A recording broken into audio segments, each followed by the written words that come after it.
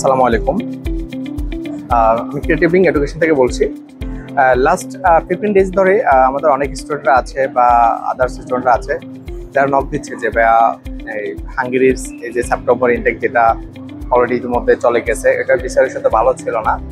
এখন 26-এর যে ফেব্রুয়ারি ইনটেক আছে এটার বিচারের কেমন হবে।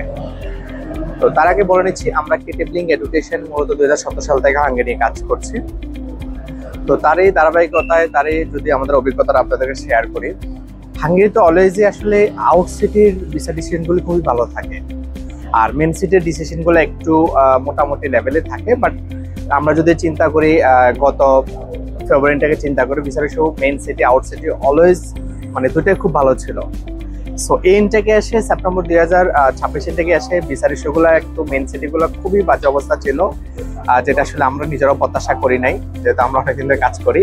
সো আনফর্চুনেটলি একটা প্রবলেম ক্রিয়েট হয়ে গেছে।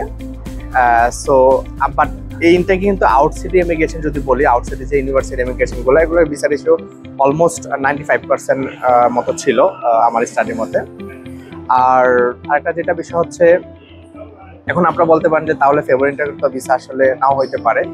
সো আমরা আশা করছি, যেহেতু সেপ্টেম্বর ইনটেকের ভিসা রেশিও মেন সিটি ইমিগ্রেশনটা একটু খারাপ ছিল, তো আশা করছি 26-এর ফেব্রুয়ারি ইনটেকের ভিসা রেশিও ভালো থাকবে আমাদের অভিজ্ঞতার আলোকে।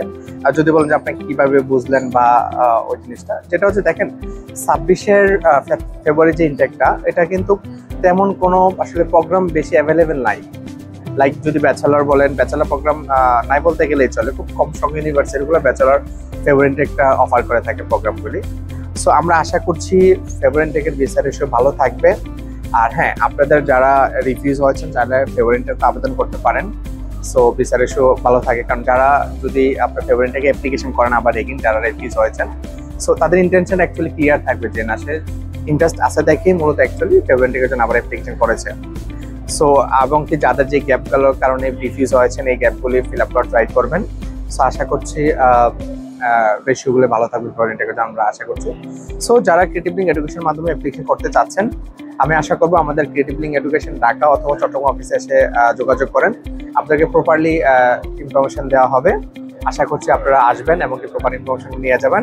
সো ইনশাল্লাহ দেখা হবে ক্রিয়েটিভ লিঙ্ক এডুকেশন ঢাকা অথবা চট্টগ্রাম অফিসে। ভালো থাকবেন। আসসালামু আলাইকুম।